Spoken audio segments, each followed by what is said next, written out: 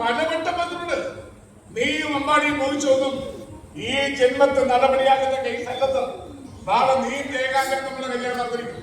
ഇല്ലെങ്കിൽ നിന്റെ അച്ഛൻ നടപടി നാരായണത്തിന് ജീവിച്ചിരിക്കില്ല. ഇനി അവന്റെ പേരെങ്ങാനും വേണ്ടി പോയാ മോളാണെന്നൊന്നും ഞാൻ നോക്കൂല. ചവിട്ടി കൊന്നുകളയില്ല.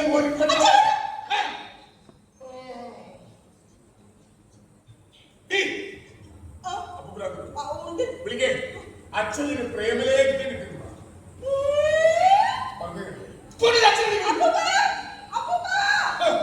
അവന് മാറ്റുകാരൊക്കെ വലിയ പിടിപാടുക.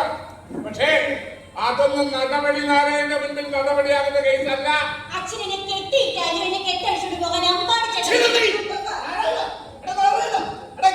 പറഞ്ഞത് ശരിയാണോ? ഈ പ്രായത്തിൽ ഏത് പെണ്ണിനോടാ നിനക്ക് അച്ഛൻ അടി കിട്ടണമെങ്കിൽ സത്യം പറഞ്ഞോണം.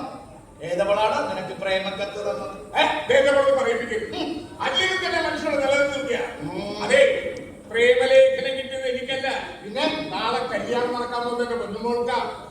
നോക്ക്, ഏത് തെണ്ടിയാണ് നമുക്ക് എത്തിച്ചു കൊടുത്തല്ല എനിക്ക് മനസ്സിലാവാത്തത്. ആ തെണ്ടി നിന്റെ അച്ഛൻ തന്നെയാണ്. ആ തെണ്ടി പ്രേമക്കത്ത് കയ്യിൽ കിട്ടിയ അപ്പ വിളക്കും മക്കളെ. പഠിക്കുന്ന കാലം തൊട്ടേ ഉള്ളതാ. ഇനി എന്തായാലും സംസാരിക്കാൻ ഞാനില്ല. പറ്റിക്കൊന്നുകൂടെ ഉപദേശിച്ചു. എന്നിട്ട് മത്സരിക്കുന്നില്ലെങ്കിൽ അച്ഛനാണ് അന്നം കൊടുത്ത കൈ കൊണ്ടോ. ഇവൻ എന്റെ മോൻ തന്നെ. പക്ഷെ വിവരദോഷിയാ, സൂക്ഷിക്കും. എന്നാലും നീ ഇത്ര വിവരം കിട്ടവളായി പോകുമെന്ന് ഞാൻ കരുതിയില്ല. എടി, ഒരു പ്രേമക്കത്ത് കയ്യിൽ കിട്ടിയ അത് ആരും കാണാതെ സൂക്ഷിക്കാനുള്ള സാമർഥ്യം വേണ്ട. നിന്റെ കാര്യം കഷ്ടം തന്നെ. നാരായണ, ഇത്രയും പോലെടാ. ഇനി വായൊന്ന് തുറക്കാതെ മതി. അച്ഛൻ അവന് കത്തിൽ എന്തൊക്കെ എഴുതിയിരിക്കുന്നറിയോ? കേട്ടോ, ഞാൻ വായിക്കാം.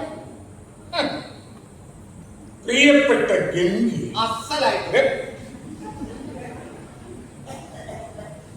നീ ഒന്നുകൊണ്ട് പേടിക്കരുത്. ജയകാന്തൻ നിന്നെ കല്യാണം കഴിച്ചു കൊടുക്കാനുള്ള അമ്മാവന്റെ ആഗ്രഹം നടക്കാൻ പോകുന്നില്ല. ഇന്ന് രാത്രി 12 മണിക്ക് ഞാനും സ്വാമിക്കുട്ടിയും കൂടി ഒരു ജീപ്പുമായിട്ട് അവിടെ എത്തും. എല്ലാവരും ഉറങ്ങി കഴിയുമ്പോ നീ ഇറങ്ങി വരാം. രാത്രി തന്നെ നമുക്ക് മറ്റൊരിടത്തേക്ക് പോവാമെന്നോ? എങ്ങനെയുണ്ടാവില്ല? ഇവിടുത്തെ ഒളിച്ചിരുന്ന് വായിക്കുമ്പോ ഞാൻ കണ്ടില്ലായിരുന്നെങ്കിൽ ഇന്ന് രാത്രി നിങ്ങൾ അവരോട് പോവില്ലായിരുന്നോ? അത് ഉറപ്പല്ലേ? ജയകാന്തനോടും നാളെ ഓഡിറ്റോറിയത്തിൽ കല്യാണം വിടാമെന്നവരോട് ഞാൻ ഇന്ന് സമാധാനം പറയും. ഞാൻ ഇത്രയും കാലം സ്നേഹിച്ച് ലാളിച്ചു വളർത്തിയ എന്റെ പൊന്നുമോള എന്നോട് ചതി ചെയ്തത്.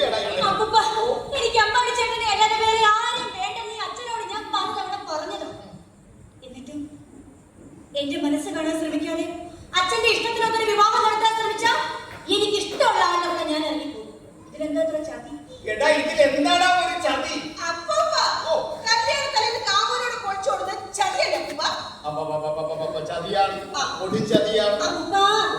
ഞാൻ സ്നേഹിച്ചത് വേറെ ആരെയല്ലോ, എന്റെ മത്സരത്തിനെ. കുഞ്ഞിനാട് മുതലേ എനിക്കറിയാവുന്ന അച്ഛന്റെ പെങ്ങളുടെ മോനെ. അമ്പാടി ചേട്ടൻ എന്താ ഒരു കുറവ്? പേരില്ലേ, പ്രശസ്തിയില്ലേ, വലിയ പാട്ടുകാരനല്ലേ, എന്നെ ആത്മാർത്ഥമായിട്ട് സ്നേഹിക്കുന്നില്ലേ, പരസ്പരം അറിഞ്ഞ് സ്നേഹിക്കുന്നവരെ ഒരുമിച്ച് ജീവിക്കാൻ അനുവദിക്കുകയല്ലേ വേണ്ടത്? ചോദിക്കും. എടാ, അതല്ലേടാ വേണ്ടത്. അച്ഛൻ ജയകാന്തൻ അങ്ങനെയാണോ? കോടീശ്വരനാ, നല്ല അന്തസ്സുള്ള തറവാട്ടി വരുന്നവനാണ്. ഈ അമ്മാനിക്ക് എന്താ അവകാശം ഉണ്ടാകുന്നത്? എന്റെ ചേച്ചിയുടെ വയറ്റിൽ ജനിച്ചു എന്നല്ലാതെ അവന് അധകൃതന്റെ രക്തത്തിൽ പെട്ടവനല്ലേ? എന്റെ ചേച്ചി ഒരു അടിയാണെന്ന പ്രണയത്തിൽ കൊണ്ട് തിന്നത് ചേച്ചിക്ക് പാട്ടിനോടുള്ള ഭ്രമം കൊണ്ടായിരുന്നു. ഒടുവിൽ കല്ലും കഞ്ചാവും ചോറ് ചാവുമ്പോ എന്റെ ചേച്ചിക്ക് മിച്ചം കിട്ടിയത് അവന്റെ രക്തത്തിൽ കൊണ്ടിരുന്നു. അവനല്ലേ മനസ്സിലാവൻ? ഒരധകൃത സന്തതിക്ക് നടപടിയായി നടപടി നാരായണ പോലെ കെട്ടിടണോ?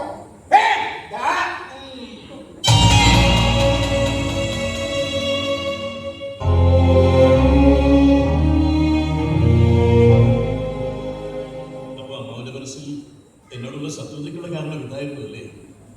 ഇതിന് പിശുക്കും പിടിവാസ്തരൊക്കെ ഉണ്ടെങ്കിലും എന്റെ അമ്മാവൻ നടപടി നാരായണൻ എല്ലാ കാര്യത്തിലും ഒരു നിലപാടുള്ളയാളാണെന്ന് ഞാൻ കരുതിയത്. ഉള്ളിൽ ജാതിപതിയുടെ വ്യക്തി കിടപ്പുണ്ടെന്ന് ഞാൻ അറിഞ്ഞില്ല. എന്തില്ലെന്ന് പറഞ്ഞാലും പ്രമുഖരുടെ വിത്തുന്നതിന് എല്ലാവരെയും മുതലുണ്ട്. അങ്ങനെ എല്ലാവരും അടച്ചു പറയുന്നു. ഈ നിൽക്കുന്ന അപ്പൂപ്പനെ പോലും ഇപ്പോൾ അങ്ങനെ ഒരു ചിന്തയില്ല. എനിക്കുള്ളത് കൊണ്ടിക്കോ, ഞാൻ സ്നേഹിച്ച് ലാളിച്ച് വളർത്തി എന്റെ പൊന്നുമോളെ കെട്ടിച്ചു കൊടുക്കുമ്പോ കെട്ടാൻ പോകുന്ന വിത്തുന്നതിന് ഞാൻ ചകഞ്ഞു നോക്കും. എന്തൊക്കെ പറഞ്ഞാലും എന്റെ മോളെ കെട്ടാൻ യോഗ്യനില്ല. വേറെ സ്ഥലം കിട്ടും. നാരായണ, അച്ഛൻ പറയുന്നത് ഇന്ന് രാത്രി ടാഗോർ ഹാളിന്റെ പാട്ട് കച്ചേരിയുള്ളതല്ലേ?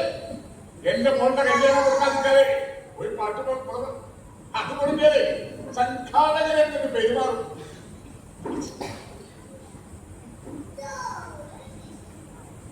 പക്ഷെ ഇത് മുടക്കിയ അല്ലെങ്കിൽ ഞാൻ എന്റെ കൂടപ്പുറത്തിന്റെ വയറ്റിൽ ജനിച്ചു പോയതുകൊണ്ടാണ് ക്ഷമിക്കുന്നത്.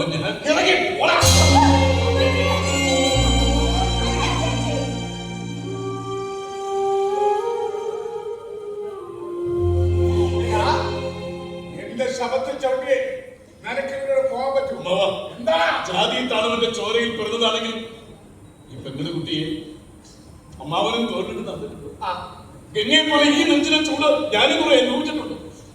ഓരോരുത്തരും വേലയ്ക്കൊക്കെ പോകുമ്പോ അമ്മാവന്റെ രണ്ട് കൈകളിലും തൂങ്ങി കൂടെ നടന്നവരെ ഞാൻ ഗംഗയും ഞങ്ങൾ ഒരുമിച്ച് ജീവിച്ചോട്ടെ. അമ്മാവനത്തിലുണ്ടോ എന്റെ ഗംഗയുടെ കരുത്തിനെ നീക്കാൻ ഞാൻ പണികഴിപ്പിച്ച താലിമാലയായിരുന്നു. ഈ സ്വർണ്ണത്തെക്കാൾ മൂല്യമുള്ള സ്വപ്നങ്ങൾ ഞങ്ങൾ കുറെ കണ്ടു. തച്ചുണിക്കരുത് അമ്മാവ ഞങ്ങളുടെ മനസ്സിനെ.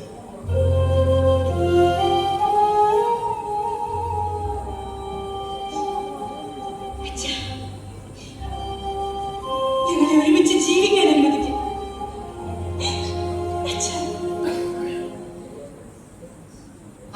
സമ്മതിച്ചടാ.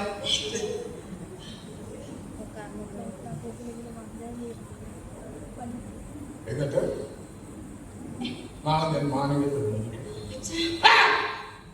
ഓളും കാമതും കൂടി അച്ഛനെ റീത്ത് വെക്കാനുള്ള ഭാവമെങ്കിൽ അതൊന്നും തെറ്റില്ല.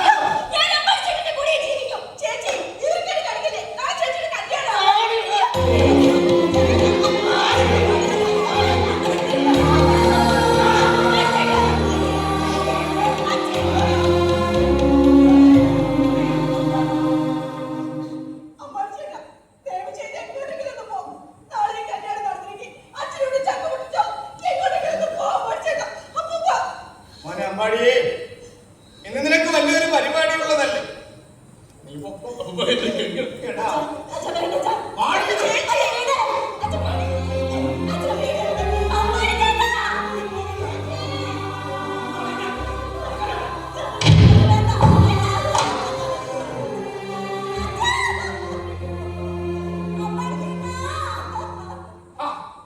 ഈ നിലക്കുള്ള പറ്റില്ല.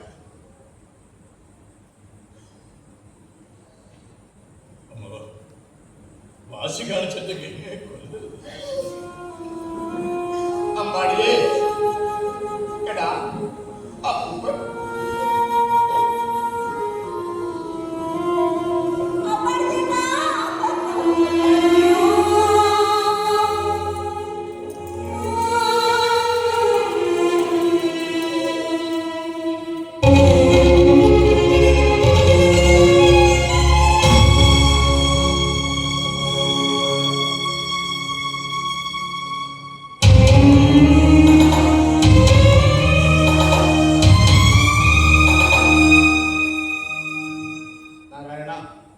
അമ്പാടി നമ്മുടെ കുട്ടിയായിട്ടാണ് വളർന്നത്. എന്റെ ചേച്ചിക്ക് ഒരു അബദ്ധം പറ്റി. അത് മരിക്കുന്നതിന് മുമ്പ് എന്റെ മോളെന്നോട് പറഞ്ഞിട്ടുമുണ്ട്. ചാളയിൽ വളർന്നവന്റെ ചോരയിൽ ജനിച്ച് നല്ല ചോരയിൽ വളർന്ന എന്റെ മോളുടെ മുലപ്പാൽ കുടിച്ച് അവൻ വളർന്നത്. ആ മുലപ്പാലിന്റെ ഒരു മൂല്യം അമ്പാടിയുടെ ജീവിതത്തിലുണ്ട്. ജാതി നോക്കാതെ കെട്ടിയാൽ അതിൽ പിറക്കുന്ന മക്കളെ പിടിച്ചാ കിട്ടിയതാണ്. എന്റെ മനസ്സിൽ ഇപ്പോഴും ഇതൊക്കെ ഉണ്ടെന്ന് അച്ഛൻ അറിഞ്ഞില്ല. അച്ഛൻ പഴയതൊക്കെ മറക്കണവിടെ, എന്നാലേ ലോകം മാറും.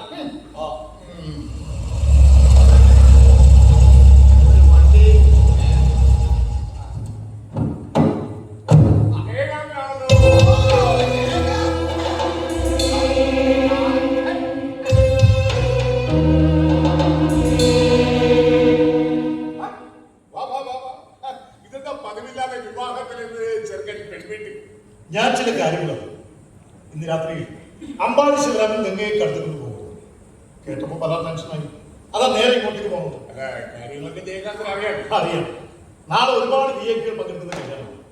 അതിന് നമുക്ക് തടസ്സം വന്നാൽ അതെന്നെയും ബാധിക്കും. തന്നെയല്ല, അവളെ ഇവിടുന്ന് ആരും ഒരിക്കപ്പെട്ടു പോകില്ല. ഞാൻ അടുത്തേക്ക് ഇന്ന് രാത്രിയിൽ ഗംഗയെ കൊണ്ടുപോകാൻ അമ്പാടി എന്തോ പ്ലാൻ ചെയ്തേ. അത് നടക്കില്ല. അങ്ങനെ ഒരു വാക്ക് വന്നാൽ മതി. ഇന്ന് രാത്രി ഈ വീടിന് ചുറ്റും എന്റെ കുട്ടികളുണ്ടാവും. അമ്പാടി ശിവരാമനെ കൂട്ടിൽ വന്നാൽ അവർ കൈകാര്യം ചെയ്തു. തല്ലാനും കൊല്ലാനും മടിയില്ലാത്തവർ. എനിക്കൊന്നേ പറയാം, നാളെ ഞാനും ഗംഗയും തമ്മിലുള്ള വിവാഹമാണ്. അത് തന്നെയായിരിക്കും പറയാറ്. അതിനുവേണ്ടി ജയകാന്തൻ എന്ത് തീരുമാനം എടുത്താലും ഒപ്പം ഞാൻ മതി, എനിക്ക് ഈ വാക്കും